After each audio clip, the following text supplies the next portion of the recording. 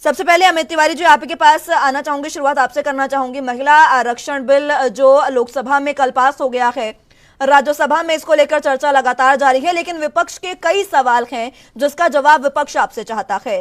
सीधे सीधे सवाल हैं कि आखिर इतना लंबा समय क्यों लिया जा रहा है इसको लागू करने के लिए, और पिछले 9 साल में इसे लागू क्यों नहीं किया गया?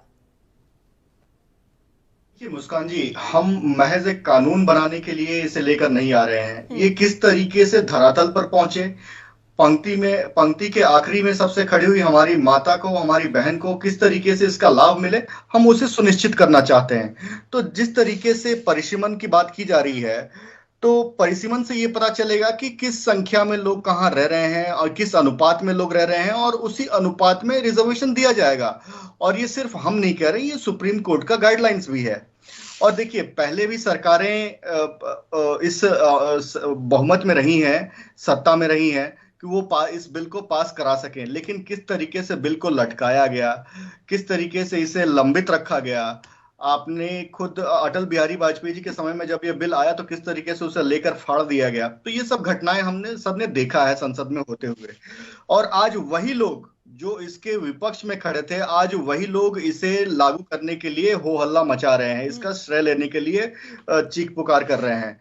तो मैं आपको बता दूं कि पिछले समय में भी सरकारें बहुमत में रही हैं, और उनकी इच्छा शक्ति होती तो ये बिल पहले पास हो जाता। लेकिन आज हमारे पास आया है, पूर्ण बहुमत है, हमें किसी की जरूरत नहीं है इस बिल को पास कराने के लिए, लेकिन फिर भी हम ये चाहते हैं कि इसमें सबकी भागीदारी हो, इसमें सभी सहमति से इस बिल को पारित करें, और जिसको जहां भी जिसको इसका लाभ लेना है वो ले। उसमें हमें कोई ये नहीं है कि हमें इसका पूरा श्रेय नहीं चाहिए। आपने भी इसके लिए काम किया, विपक्ष में जो आज तक आज बैठे हैं, वो कल तक सत्ता में थे, उन्होंने भी उस पर काम किया है। आपको अगर श्रेय लेना है तो लीजिए, हमें उस पर कोई आपत्ति नहीं है। लेकिन जब एक बिल आ रहा है तो उस पे एक चर्चा होके एक उसको पास करने का मौका है। लोकसभा ने उसको किया है, राज्यसभा से भी आज हो जाएगा।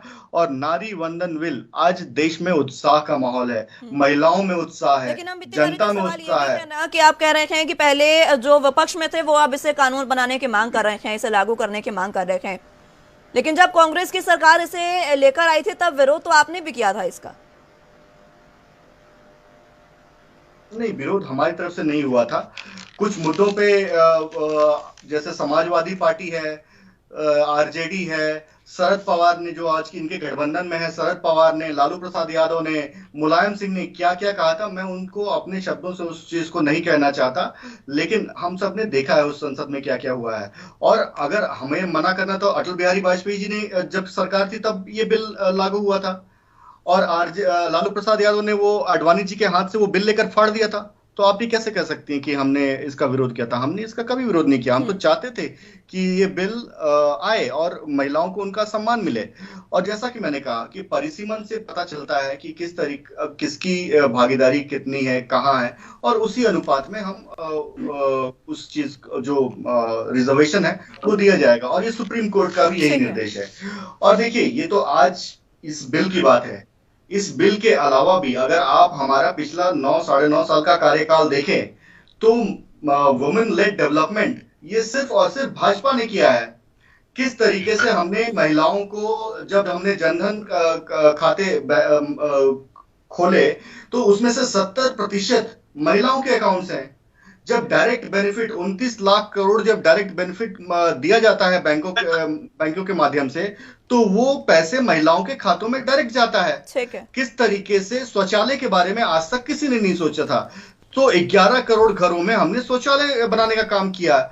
महिलाएं धुएं के चेंबर में उनका दम घुटता था, हमने फ्री एलपीजी के माध्यम से 10 करोड़ महिलाओं को फ्री एलपीजी का कनेक्शन दिया। और स्वच्छ ईंधन का जो उनको लाभ आज मिल रहा है वो हम सब जानते हैं। किस तरीके से हमने 4.5 करोड़ आज घर बनाए हैं, उसमें से 3 करोड़ घर महिलाओं के नाम पर हैं। ठीक है, चलिए आगे बढ़ते हैं। किया है कि वो घर महिलाओं। अमित तिवारी जी, सीके ठाकुर जी की बात भी आपने सुनी, उनका हालांकि उन्होंने भी इस बात को कहा कि बीजेपी ने भी इसका विरोध किया था एक समय में, सुर बीजेपी की तरफ से भी उठे थे विरोध के।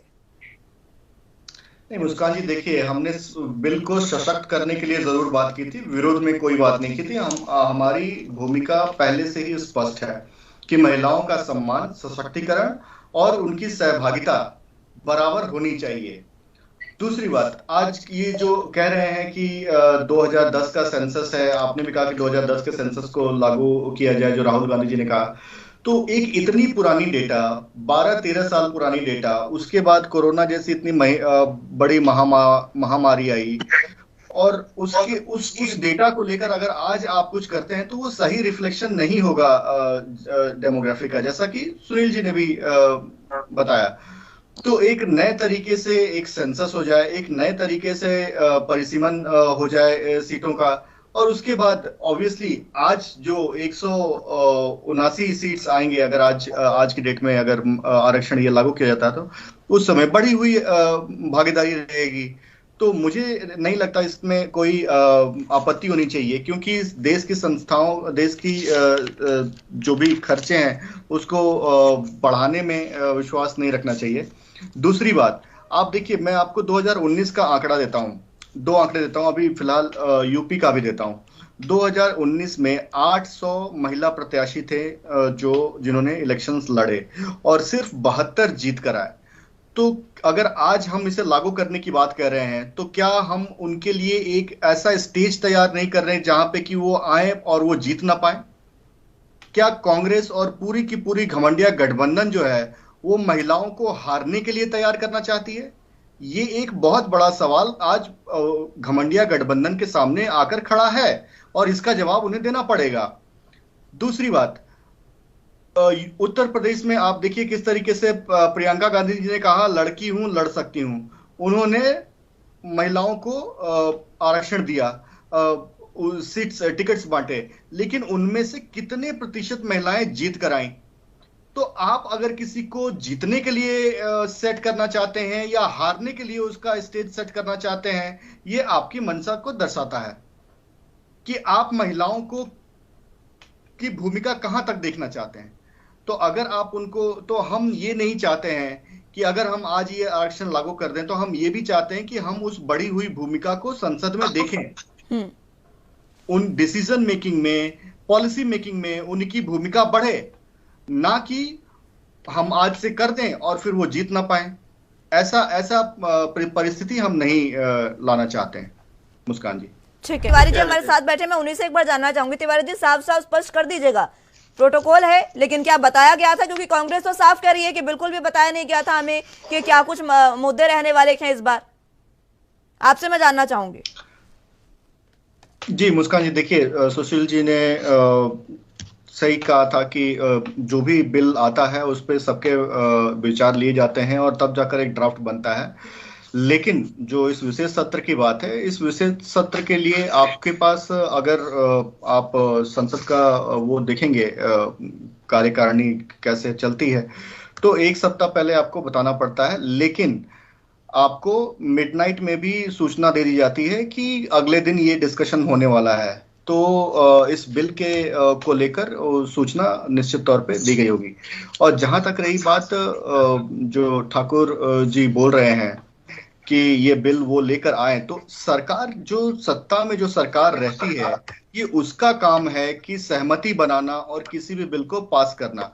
अगर वो नहीं सहमति बना पाए तो निश्चित तौर पे कहीं ना कहीं इच्छा शक्ति की कमी रही है। और आज जब सभी लोग यहाँ पे इसको पूर्ण बहुमत के साथ इस बिल को पारित कर रहे हैं, तो मेरे हिसाब से प्रधानमंत्री जी की इच्छा शक्ति ये दिखाता है कि किस तरीके से वो महिलाओं के सम्मान को लेके, उनकी भागीदारी को लेकर, उनकी सुरक्षा को लेकर वो सुनिश्चित करना चाहते हैं।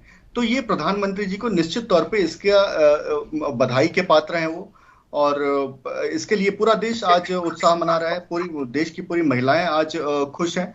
और जैसा कि मैंने पहले कहा कि हमारा ये पहला बहुत चर्चा में निकल कर आया कि ओबीसी का आरक्षण क्यों नहीं दिया जा रहा है और ओबीसी के लिए आरक्षण क्यों नहीं किया जा रहा है।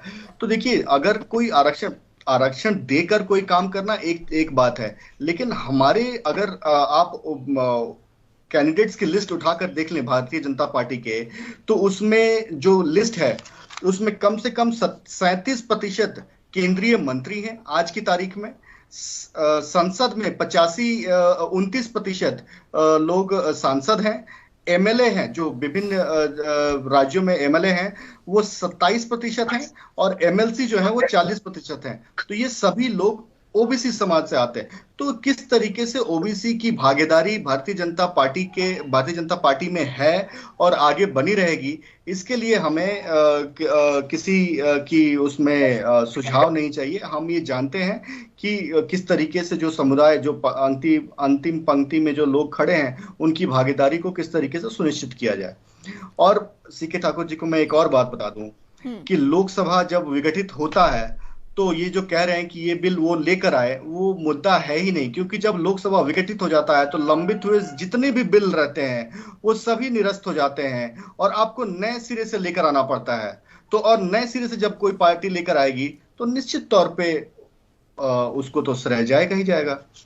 ठीक है।